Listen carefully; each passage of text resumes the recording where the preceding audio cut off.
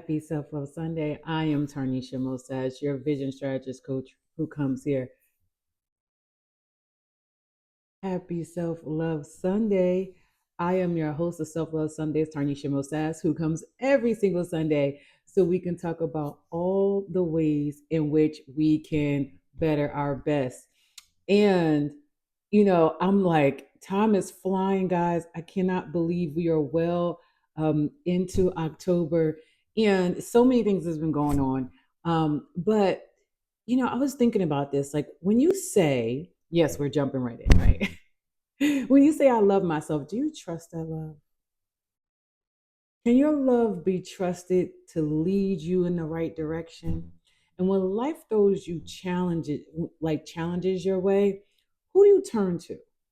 Who do you submit to for guidance and accountability? Like who do you go to when you need those things, right? So today we're going to dive into the idea of whether your love can be trusted and who should you submit to, because people don't understand about submission, and we're going to talk about it a little more. Because even for me, as someone who is a single woman, when I look to date a man, I'm gonna want to know, who is he submitting to, who holds him accountable, so it just, it's been so many things that's been happening lately, and it prompted me to want to talk about this, especially, can your love be trusted? Because it's easy to say I love myself, but have you ever stopped to think about what that truly means? Because I think people today get it twisted. And yes, I've done videos about this before, but I want to go into a little more, because self love is more than just pampering or saying affirmations, right? It's about trust.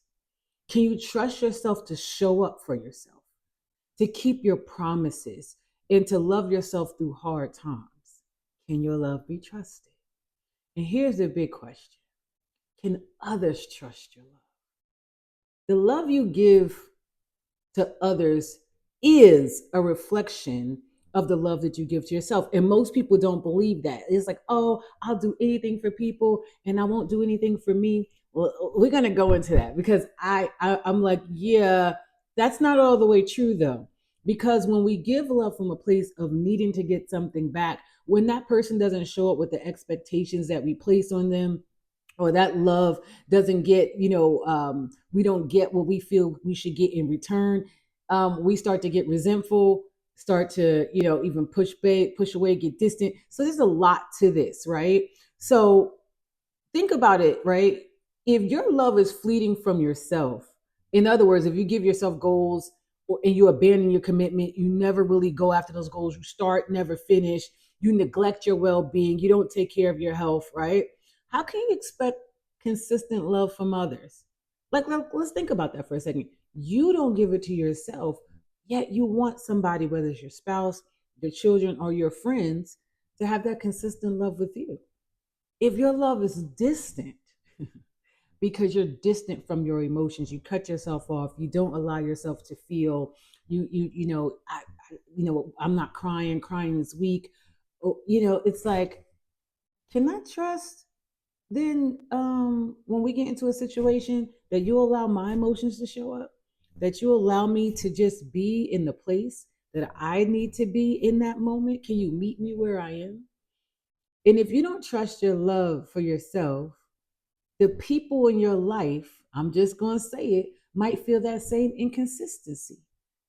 Self love sets the standards for how we love not just ourselves, but how we love the world, right? And it's interesting that we can't see it.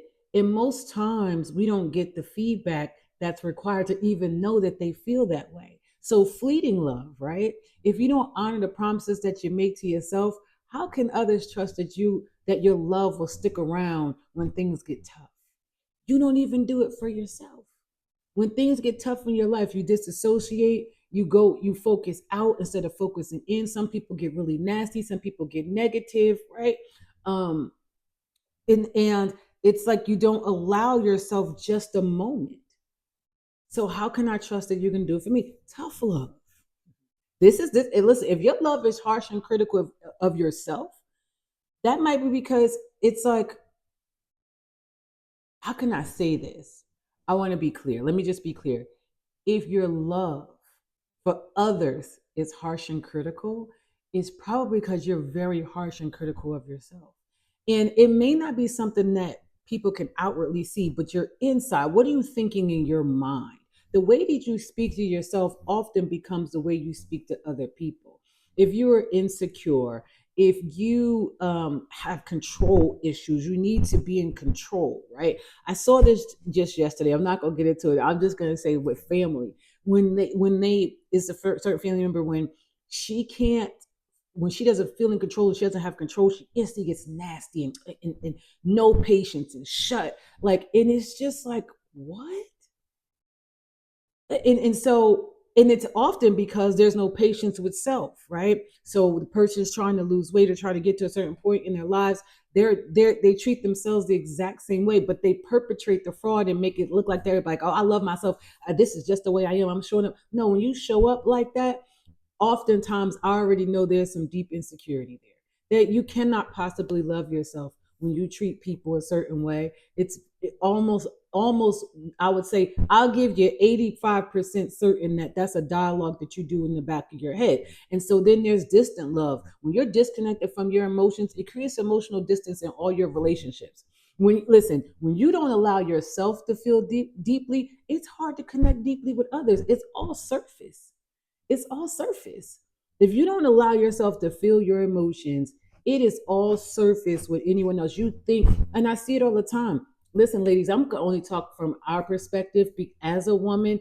Oftentimes, it's like we talk about the man and them not being emotionally connected. I'm going to say this: most times when you've had to be the male of your household, whether because you're a single parent or you're just a single person in general, and you had to step into more of a masculine role, and you cut yourself off saying, I don't have time to feel this, and I don't have time to feel that, and I don't have time to cry because I got to get X, Y, and Z done. 9 times out of 10, you've disconnected yourself from your emotions. And you sick listen, it was a woman I was just talking to, and she was literally saying, like, I don't have time for that. And I'm like, what do you mean you don't have time for that? What do you mean you don't have time to feel? What do you mean you don't have time to cry? What do you mean by that? It means you won't take the time. You won't take the time to feel, which means 9 times out of 10, oh man, what's happening is sometimes, and it's not all the time, the way you were treated as a child, meaning that your feelings and your emotions were shut off from your parents. What happens is now your parent or is no longer doing it to you, or it could be a relationship that you're in. They're no longer doing. Now you're doing it to yourself. Now you're cutting yourself off. Now you're not allowing yourself to feel that emotion. Now you're beating yourself up. About where you are. It's I'm telling you, if you just sit down and start to think about it, you'll start to see it in your relationships. That's if you're able to be honest with yourself about it, right? So there's this book that I read. It's called Attached by Amir. It's Amir Levine and Rachel Heller. Last name is Levine. And in Attached, they talked about how the different attachment styles, whether you're secure, anxious, or avoidant. And it stems from the way we learn to love and trust ourselves. So this shapes how we relate to other people's. If we're distant or disconnected from ourselves, which I just talked about, that actually can translate into our relationships. If you're not doing the work to be aware of yourself, you may miss this. And you may wonder why, like, why do I keep ending up in a certain place with friendships and or relationships with men or women? It could be because of this, and you're not aware of it because you're not doing the work to see it, or you're so caught up in this pattern of, this is just who I am. Well, how is that working so far?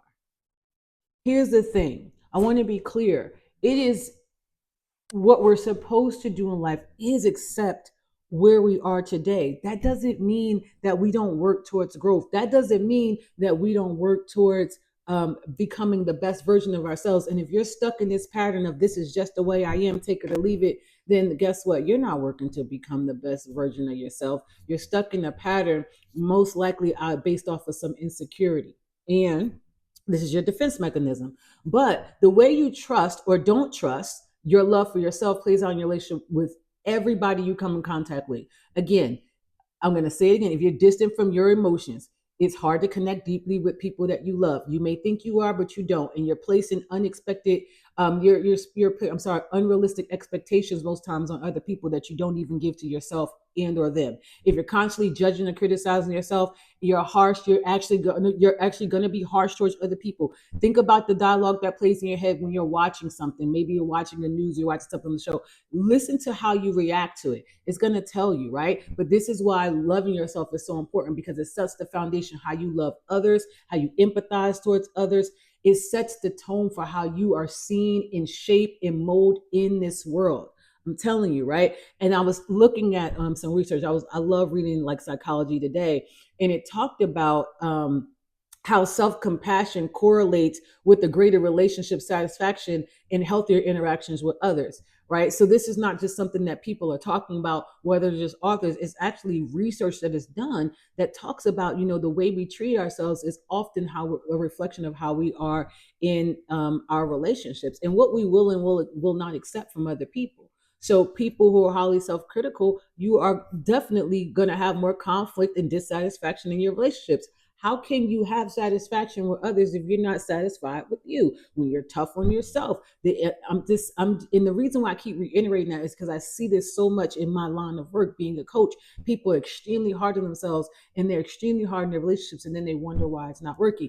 I'm going to talk from the standpoint of myself. That's absolutely the way I was, even in my relationship with my children, and I had to work on that self-critical nature and start to learn how to love and accept myself where I am, understanding that there is growth, so that I can stop doing that with them and stop placing these unrealistic expectations on them that I don't even set for myself.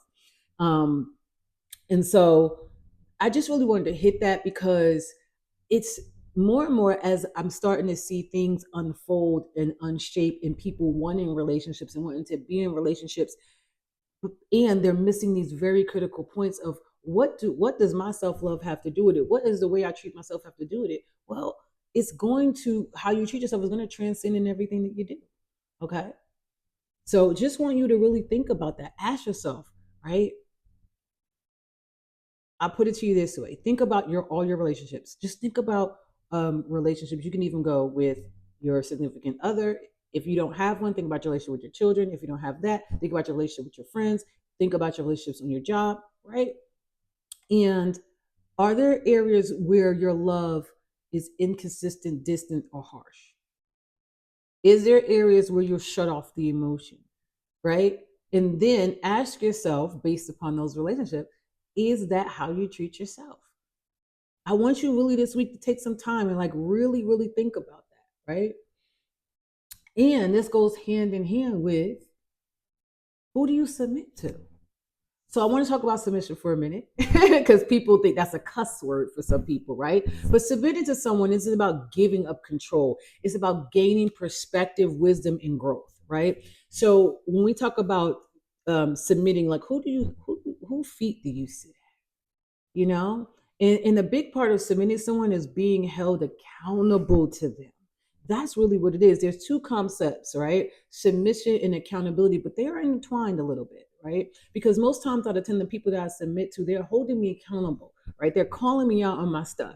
And so why do they go hand in hand? Because submitting to a mentor, coach, or a spiritual guide, right? Because some people submit to, you'll hear spiritual leaders talking about submitting to another pastor, right? And again, I want to be very clear. I'm talking about outside of the Bible, because, or whoever you submit to, your God is, right? So I'm talking beyond submitting to God, right? I'm talking about on this earthly plane, what human do you submit yourself to, right? Because this isn't just about asking advice. It's about being humble enough to admit you don't have all the answers, being humble enough to admit that you need help, being humble enough to admit that you need to be held accountable to the growth. Yes, you know what? I love myself as I am, and I'm becoming, still on the road to becoming the best version of myself. So who am I submitting to? Who's holding me accountable? So for example, in my life, yes, I have a coach, and actually I have to do a little bit more with that. I have a coach, and I have a therapist, and I have a community. Who do you submit yourself to? Okay. And accountability keeps you grounded. Sometimes people get out of hand in life. I know right now there's so much going on in the world. You're hearing all these things, and I'm just going to use the whole Sean Puffy Combs, Diddy Love, whatever you want to call him. Most times people get so reckless and out of control like that because they have a bunch of yes men. They're not submitting to anyone. They're not submitting to their higher power. They're not submitting to someone. No one's holding them truly accountable, and or they're lying and hiding it, because that's the other piece that people seem to get to. If you're not honest with yourself, you're not going to be honest when you show up. You're not going to be honest when you show up to therapy. You're not going to be honest when you show up with your coach. You're not going to be honest when you show up to your accountability partner. You're not going to be honest when you show up to your spiritual leader. If you lie to yourself, you're going to lie to others. And it's just the truth. And so when we don't submit to anyone, it gives us an easy way out. I know some men like that. It's like they don't even realize, and I can tell, and some of them are my friends and I love them dearly. But the truth of the matter is they don't submit themselves to anyone, and they don't have any true wise counsel. So therefore they're just listening to themselves. Right? And this is why I always talk about, and again, I'm not here, give this disclaimer, I'm not here to tell you who you should and shouldn't believe in. That's not what I'm talking about. What I'm doing is displaying examples. For me, is Jesus plus therapy, and there's a reason why that is, because I realize that there should be more. I am. How can I put it this way? Put it this way. I understand that while I'm here on earth, life stays lifing, and there's things that I'm going to go to. So going to therapy helps me to walk through those things, helps me to get real with myself, helps me to heal, helps me to tap in to all the things that's going on with me, so that when I get into relationships, then I am not bleeding and dumping and pushing my trauma and my experience and my impatience and my harshness onto other people. Okay, onto other people. That's why it's important. So, and then also when it comes from a mentor and a coaching aspect, they help me to see the blind spots, right? So therapy is a little bit different, where you may be walking around a long road of inner reflection. But when you're talking about coaching, we're dealing with, okay, these are the practical steps to get you from A to B. But you have to be honest about even where you are. All right.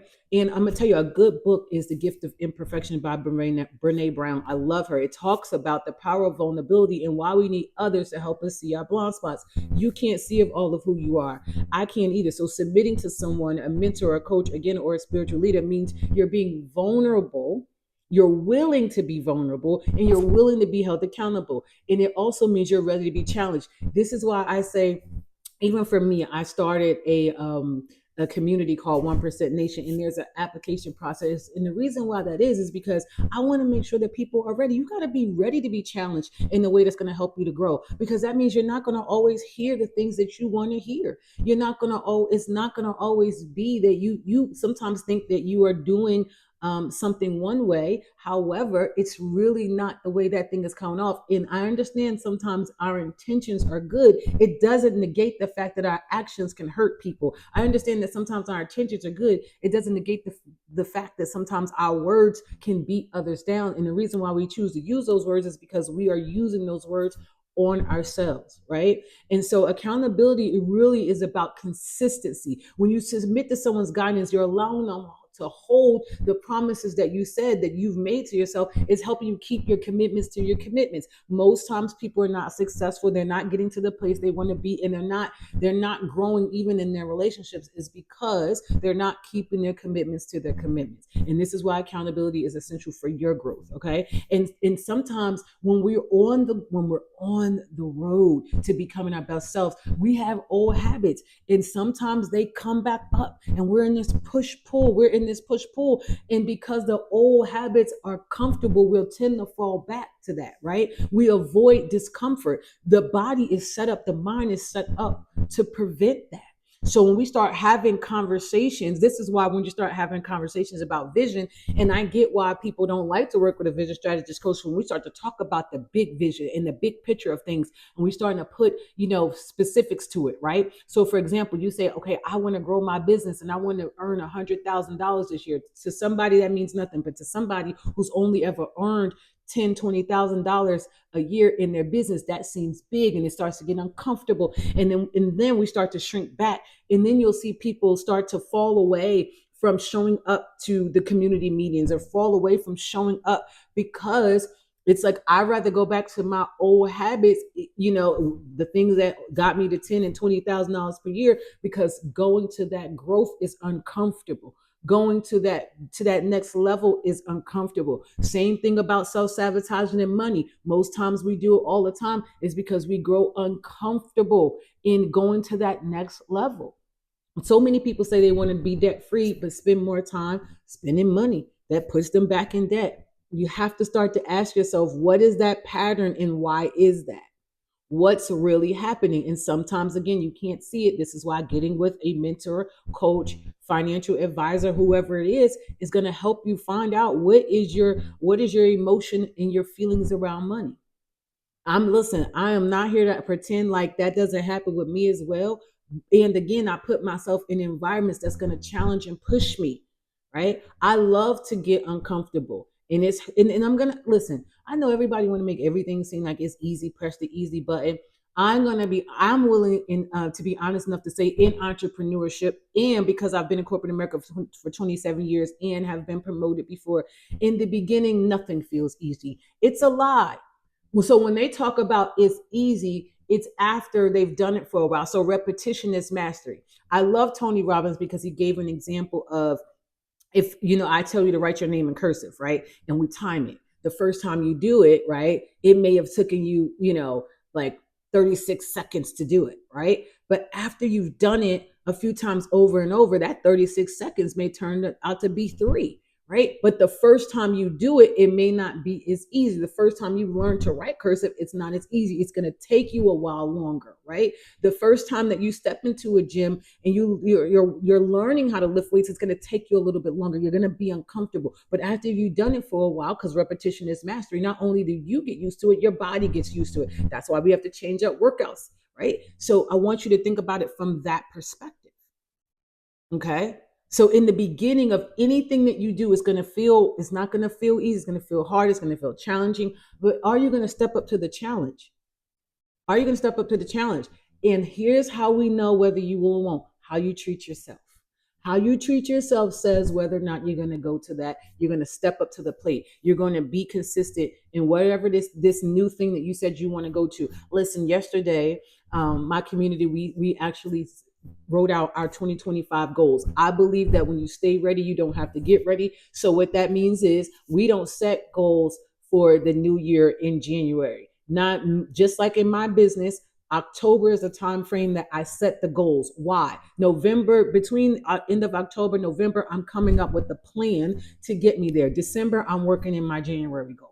So by the time January comes, I'm well into what people are just getting started. They're just starting making their vision board. My vision board is going to be created between November and December. Why? When you stay ready, that you don't have to get ready. Does that mean that I don't pivot? No, it doesn't mean that. It means that I have a plan. So for example, if I have a plan to become debt free, what that means for 2025, and I made that plan in October, when Christmas comes, I'm not overspending on Christmas. What I have is a budget that says I decided that I'm going to be debt free, so I'm not going to put myself in more debt for Christmas. You understand what I'm saying? I want you to really think about that, right? So, just because I don't want this to get too long, I want you to really think about and be clear, submitting to the right person. It has to be the person that's for you. Every spiritual leader, you shouldn't sit at their feet. You have to do your research. You have to know if this person is the right. You have to trust your discernment. Again, but it all goes back to trust. Most times, if you don't trust you, it's going to be really, really hard for you to trust the person that you are to work with. So you have to do your research. But I'm telling you, this can change your life. The person that has wisdom to guide you in your next area, just remember, they have to, I'm going to just say it like this: watch how they lead themselves, right? I believe that most times people can talk a good game, but how do they show up for themselves in their lives, right?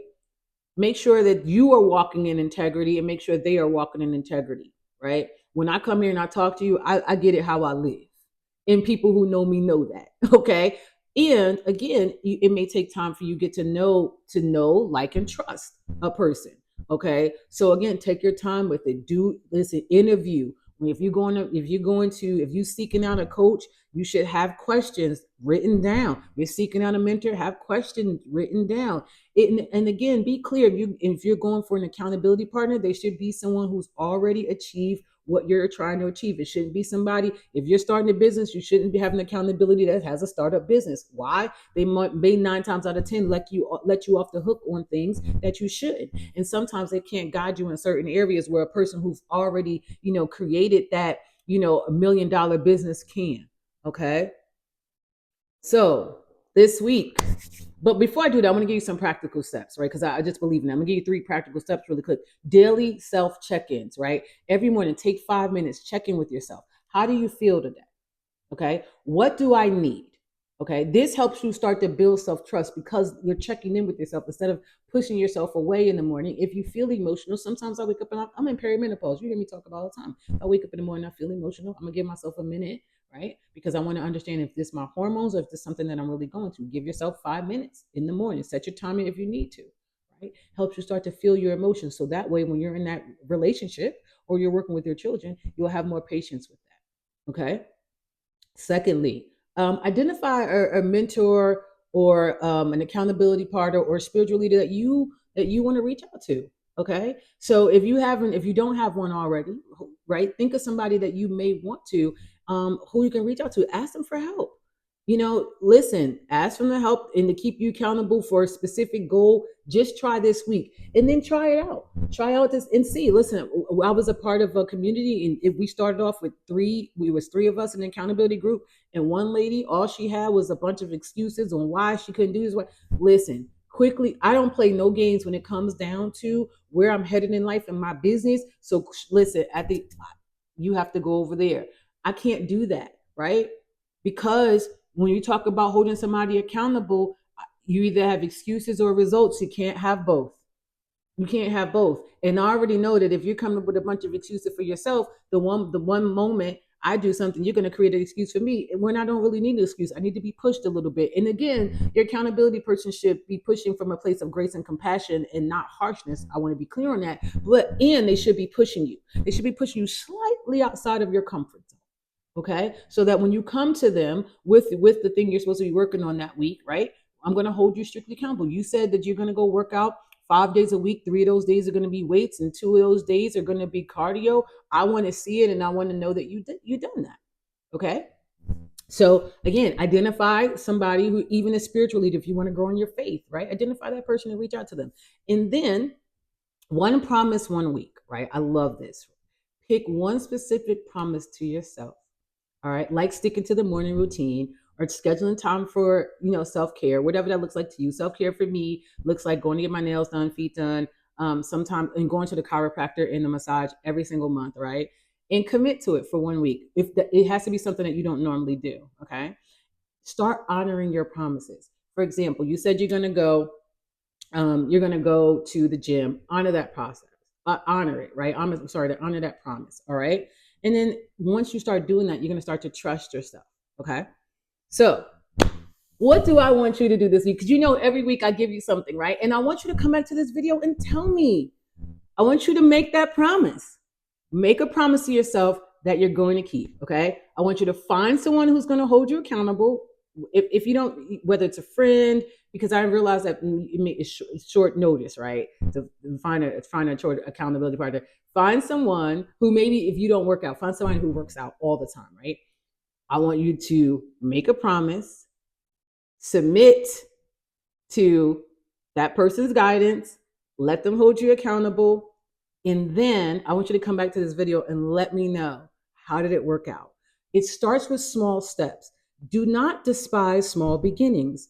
When you start off doing something slow and doing it over and over again, repetition is mastery. Slowly but surely, you're going to keep keeping those commitments to yourself. You're going to do the things that you say you're going to do.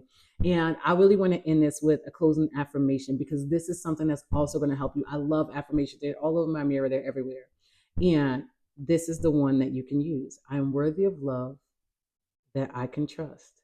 I will seek wisdom, submit to growth, and honor the love I have for myself by showing up in truth and accountability.